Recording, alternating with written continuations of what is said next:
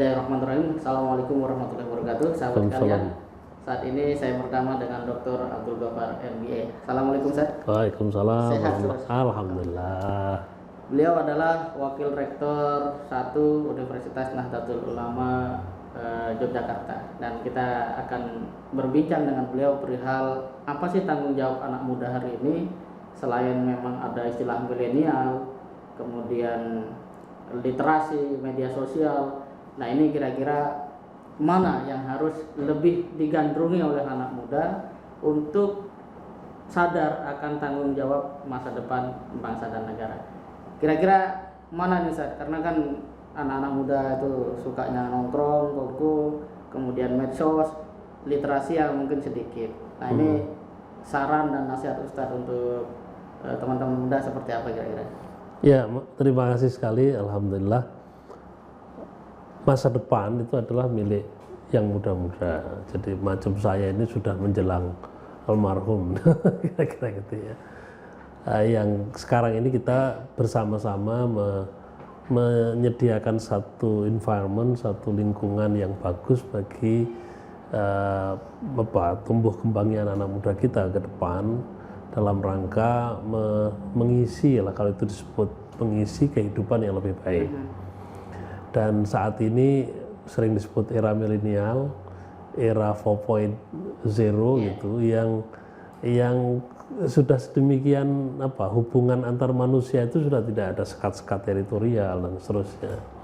Tentu tantangan masa saya dan anak-anak sekarang, kalau saya itu masa era kolonial lah gitu. Yang anak-anak milenial itu tentu berbeda. Tapi saya kira ada fondasi-fondasi penting yang tetap harus disiapkan oleh siapapun termasuk anak muda. Kalau agama kita, Islam mengajarkan kita kan yang pertama muncul itu Iqra. Saya kira ini universal nih ya. Jadi membaca. Dan Rasulullah bukan membaca tulisan memang ketika itu. Tapi Iqra karena ma'ana biqari'in. Saya nggak bisa membaca kalau yang disebut membaca itu adalah tulisan. Tapi kalau Iqra bismi rabbik itu membaca semua aspek kehidupan. Tentu salah satu sekarang yang harus dilatih untuk kemampuan membaca bahasa tadi yang disebutkan literasi.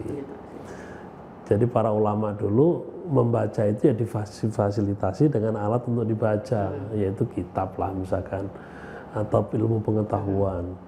Nah, maka kalau kita ingin membangun masa depan itu rumusnya kan masih sama itu ya, bahwa kita membaca ilmu pengetahuan ini, ilmu pengetahuan dalam skupnya yang sangat luas. Jadi kalau ada kecenderungan pragmatis tidak suka membaca, ya dia tidak bisa menggambar masa depan.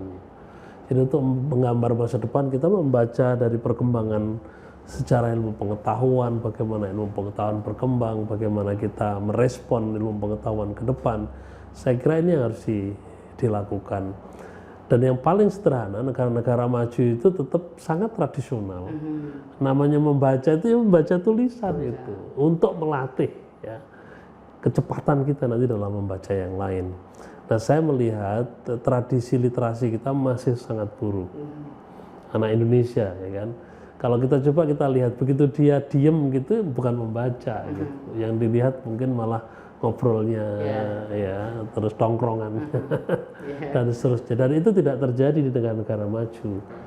Whatever lah, negara maju meskipun mungkin beda agama sama kita, tapi kultur mereka belajar dari kultur Islam itu. Mereka bisa seperti itu karena belajar dari budaya yang telah kita bangun 600-an tahun itu.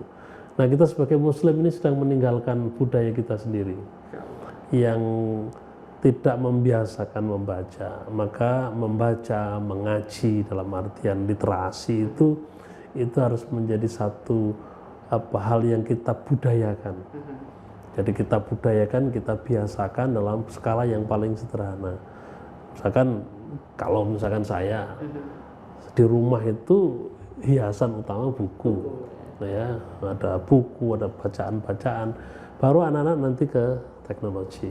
Ya. Apa cara atau pengalaman Ustaz sendiri menumbuhkan cinta terhadap literasi dia, terutama ketika tadi buku sampai menjadi perhiasan itu kan satu yang tentu butuh proses. Ya, kalau di keluarga, kalau dulu mbah-mbah kita dulu itu dengan cerita lisan, karena tradisinya masih tradisi lisan. Kalau zaman saya anak saya sudah tradisi tulisan. Saya bacakan buku, apapun buku itu. Anak taunya buku gitu ya. Jadi memorinya di sini yang dibaca adalah buku. Maka begitu dia bisa lihat buku, dia membaca buku sampai hari ini alhamdulillah bacaannya adalah buku. Nah, ketika kita membaca sekarang ini dengan katakanlah Android gitu ya. Ya anak kita membaca Android, tapi yang dibaca adalah sesuatu dalam Android. Bacaan, tapi intinya adalah membaca. Dan kalau dalam dunia akademik seperti sekarang, itu kita siapkan library yang memadai. Library itu bisa digital library maupun dengan buku-buku Indo yang ada. Nah, kami di UNU meskipun masih baru ya, library adalah salah satu andalan, prioritas ya, karena kita ingin membangun budaya literasi, dan kami punya satu mata pelajaran kalau disebut mata kuliah gitu ya tentang literasi. Jadi ini untuk menumbuhkan mahasiswa suka membaca, suka mendiskusikan apa yang dibaca dan menuliskan kembali apa yang dia ketahui. Sesederhana apapun gitu dia harus latihan untuk itu. Nah, ini kan Pak Ustadz juga pengalamannya sampai mancanegara ini kan. Nah, itu apa sih yang menjadikan mereka menjadi cepat memiliki budaya literasi dibanding dengan kita? Kalau contoh lah misalkan di Eropa, kan saya waktu itu pernah tinggal di Inggris lah gitu ya. Itu setiap komunitas itu ada corner library itu ya. Jadi masyarakat itu punya, selalu ada perpustakaan komunitas. Dan isinya bisa macam-macam. Dan saya lihat dari anak-anak sampai orang tua itu kalau senggang itu pergi ke perpustakaan dan sangat mudah untuk dijangkau gitu ya, dan itu menjadi simbol lah. Dan kami pun dulu juga begitu, anak-anak selalu saya ajak ke library gitu. Dan kalau sekarang ini kita melihat Indonesia belum lah ya, tapi tidak ada salahnya nanti masjid-masjid kita harus mulai dari masjid, kita hiasi dengan library. Saya belum melihat masjid itu tempat membaca. Nah, ini yang kalau tempat jamaah itu tapi baru ritual itu. Jadi kumpulan anak-anak membaca, makanya sekarang masjid harus ada wifi, harus ada apa, daripada dia di luar. Di luar kita nggak bisa mengontrol dia buka apa, tapi kalau di masjid insya Allah sudah di tempat yang terproteksi lah kira-kira. Anak-anak kan membiasakan memproteksi diri. Kami dulu juga begitu, anak-anak itu sudah tahu, usia sekian hanya boleh ini, nggak usah ditungguin, udah tahu itu. Ya, ini saya kira ini yang perlu kita budayakan, karena negara-negara maju terlepas bahwa mereka punya budaya yang berbeda sama kita, tapi ada hal positif yang bisa kita ambil, bagaimana budaya membaca ini disediakan, didorong oleh sebuah lingkungan untuk suka membaca. Kita punya masjid. Dan masjid kita itu harus ada representatif library lah. Kalau anak-anak itu ya buku anak-anak, jangan bukunya orang dewasa di situ, ya kan? Cerita-cerita anak, tentang fabel, tentang apa dan yang penting suka membaca dulu. Karena kebiasaan baca inilah yang kita masih sangat jauh dari memadai. Kita ketinggalan dengan Malaysia, kita ketinggalan dengan tetangga-tetangga kita. Dan saya kira ini bukan hanya persoalan kita sebagai bangsa Indonesia, tapi juga sebagai kaum muslimin Indonesia yang majority, yang mayoritas terbesar lah katakan itu, harus punya satu role model yang baik, yang perlu kita kembangkan terus lewat media-media yang memungkinkan, diantaranya masjid. Yang terakhir nih Pak Ustadz, ini kan tadi biasa kita bercanda, saya era kolonial gitu kan, nah ini eranya milenial, tapi di era kolonial itu kan ada sesuatu yang mendorong mereka belajar fikih, yaitu ada penjajahan. Nah, jangan-jangan sekarang ini karena merasa tidak dijajah, juga fine-fine aja ini kan, tidak terlalu butuh dengan literasi atau tanggung jawab yang terlalu tinggi, ya, idealisme dan sebagainya. Nah, ini kira-kira seperti apa?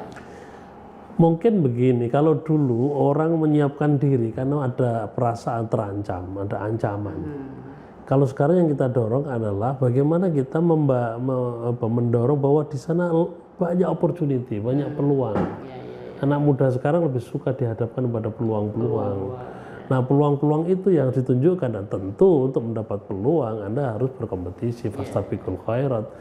Untuk berkompetisi adalah yang the best, yang bagus, yang kuat gitu. Jadi kalau tidak ke sana nanti kita tertinggal, kita akan kalah gitu. Jadi yang menjadi champion itu adalah yang mesti yang serius gitu. wah luar biasa. Demikian sahabat, obrolan kita dengan Dr. Abdul Ghaffar MBA, sangat menginspirasi. Prinsipnya fastabiqul khairat, Ya. bahwa ada banyak potensi, ada banyak peluang, ada banyak kesempatan yang kalau kita tidak mempersiapkan diri untuk mencapainya, maka kita tidak akan pernah menjadi juara. Demikian obrolan singkat kami dengan Wakil Rektor Universitas Nahdlatul Ulama Yogyakarta, semoga bermanfaat. Terima kasih. Assalamualaikum warahmatullahi wabarakatuh. Waalaikumsalam. Syukran.